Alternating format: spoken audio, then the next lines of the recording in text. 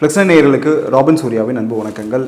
இன்னைக்கு ஈரோடு மக்கள் சந்திப்பு நிகழ்ச்சியில் திரு விஜய் அவர்கள், தாவேகாவுடைய தலைவர் திரு விஜய் அவர்கள் பேசினது தான் இப்போது சமூக வலைத்தளங்களில் ரொம்ப அதிகமாக பரவிட்டுருக்கு. அவர் பேசின பல விஷயங்கள் இருக்குது. அதில் என்ன அப்படின்னா, முக்கியமாக அவர் நிறைய விஷயங்களை சுட்டி காட்டினார். அதாவது திமுக அரசு என்ன மாதிரியான விஷயங்களை பண்ணலை அப்படிங்கிறத சுட்டி காட்டினார். இந்த நிகழ்வு அப்படிங்கிறது கொங்கு மண்டல அமைப்பு ஒருங்கிணைப்பாளர் செங்கோட்டையன் இருக்கார் இல்லைங்களா, அவருடைய தலைமையில் இது நடந்தது. ஸோ இது ஒரு பிரம்மாண்டமான, ஒரு மிகவும் பாதுகாப்பான முறையில் நடக்கிறதுக்கான பல்வேறு விஷயங்களை இதுக்கு முன்னாடியே பண்ணியிருந்தாங்க.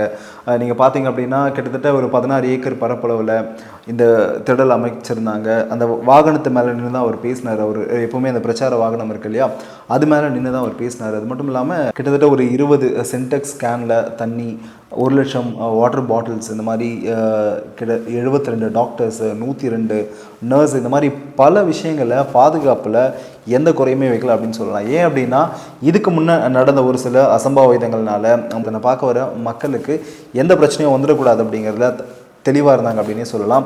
இந்த நிகழ்ச்சியை ஆரம்பத்தில் எப்பயும் போல் புசி ஆனந்த் அவர்களும் சரி, செங்கோட்டையன் அவர்கள் பேசினாங்க ஃபஸ்ட்டு. அதுக்கப்புறமா ஆதவ் அர்ஜுனா பேசினாங்க, நிர்மல்குமார் பேசினாங்க. இப்படி ஒவ்வொருத்தராக பேசிட்டு அடுத்து விஜய் அவர்கள் பேச ஆரம்பிக்கும் பொழுது, இந்த ஈரோட்டு மண்ணில் காளிங்கராயன் அவர்கள் கட்டின அந்த அணை இருக்கு இல்லையா, அதாவது எந்த டெக்னாலஜியும் இல்லாதப்பவே இதை பண்ணியிருந்தாங்க.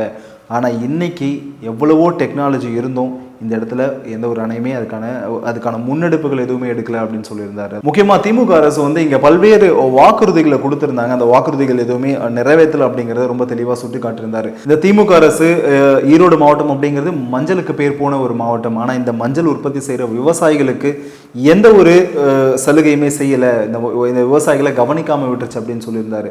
அது மட்டும் இல்லாமல் திமுக அரசு ஒட்டுமொத்தமாக தமிழ்நாட்டுக்கே பல வாக்குறுதிகள் கொடுத்து நிறைவேற்றலை.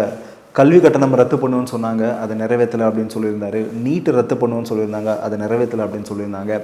ஆறுகளெல்லாம் தூய்மைப்படுத்த நிதி ஒதுக்கப்படும் அப்படின்னு வாக்குறுதியை கொடுத்துருந்தாங்க. ஆனால் அதுக்கான எந்த விதமான முன்னெடுப்புமே எடுக்கலை. ஆனால் மணல் கொள்ளையை மட்டும் ரொம்ப அழகாக பண்ணிகிட்டு இருக்காங்க அப்படிங்கிற ஒரு குற்றச்சாட்டையும் வச்சுருந்தாரு.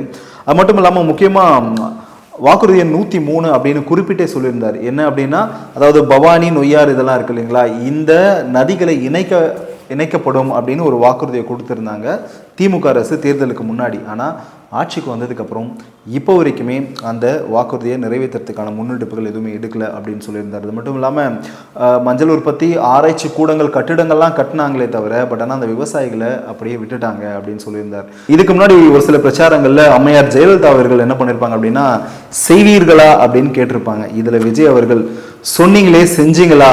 அது மட்டும் இல்லாமல் பெரியார் பேரை வச்சுக்கிட்டு நீங்கள் இன்னும் எத்தனை நாள் ஏமாற்றிக்கிட்டு இருப்பீங்க, பெரியார் மண் அப்படின்னு சொல்கிறீங்க, ஆனால் அந்த பெரியாருடைய கொள்கைகள் எதுவுமே நீங்கள் ஃபாலோ பண்ணுறது கிடையாது அப்படின்னு சொல்லியிருந்தாரு. அது மட்டும் இல்லாமல், அது என்ன மாடல் அரசுன்னு சொல்கிறீங்க, யாரை ஏமாற்றிக்கிட்டு இருக்கீங்க, நான் காஞ்சிபுரத்தில் பேசின ஒரு சில விஷயங்களை தப்பாக புரிஞ்சுக்கிட்டு நீங்கள் அதை வேறு மாதிரி போர்ட்ரேட் பண்ணிட்டு இருக்கீங்க, அதாவது வேறு மாதிரி சொல்லிக்கிட்டு இருக்கீங்க அப்படின்னு சொல்லியிருந்தார். அதாவது காஞ்சிபுரத்தில் அவர் பேசும்பொழுது ஒரு சில விஷயங்கள் இதெல்லாம் நான் பண்ணுவேன் அப்படின்னு சொல்லியிருந்தார். ரொம்ப தெளிவாக, சலுகைகளுக்கு நான் எதிரானவன் கிடையாது, ஆனால் இலவசங்கள் அப்படின்னு நீங்கள் ஏன் சொல்கிறீங்க, இது மக்களுடைய பணம், மக்களுக்கு கொடுக்கறது, அது எப்படி இலவசமாக ஆகும் அப்படின்னு சொல்லியிருந்தார்.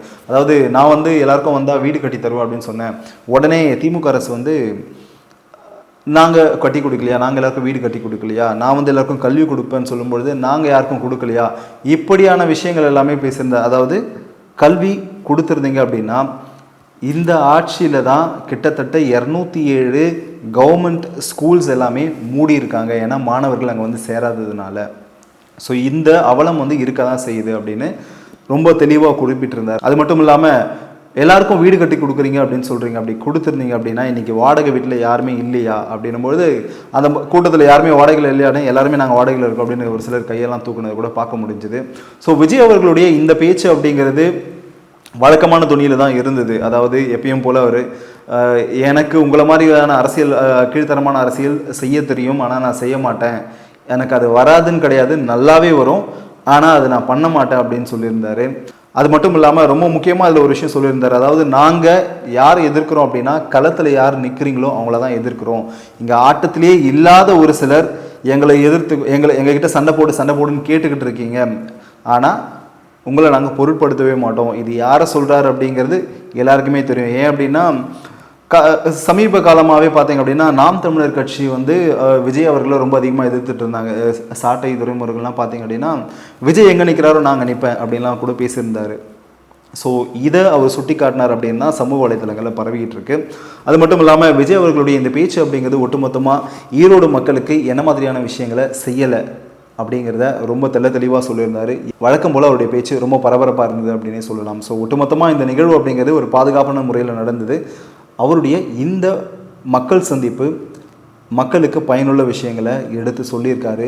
அரசு பண்ணாத விஷயங்களை அவங்க குறிப்பிட்டு சொல்லியிருக்காங்க அப்படின்னே சொல்லலாம். ஸோ இதுக்கான பதில் அப்படிங்கிறது ஆளும் கட்சி இன்னும் கொஞ்சம் நேரத்தில் சமூக வலைத்தளங்கள் நம்மளால் பார்க்க முடியும், நாங்கள் இதெல்லாம் பண்ணிட்டோம் அப்படின்னு சொல்லுவாங்க. ஸோ இது ஒரு பெரிய டிபேட் நடக்கும் அப்படின்னே சொல்லலாம். ஒரு விவாதம் நடந்தால் தான் இது நடந்திருக்கா இல்லையா அப்படிங்கிறத மக்களுக்கு தெளிவாக தெரியும் அப்படிங்கிறது மட்டும் தவிர்க்க முடியாத உண்மை. மீண்டும் ஒரு அடுத்த பதிவில் சந்திப்போம். நன்றி.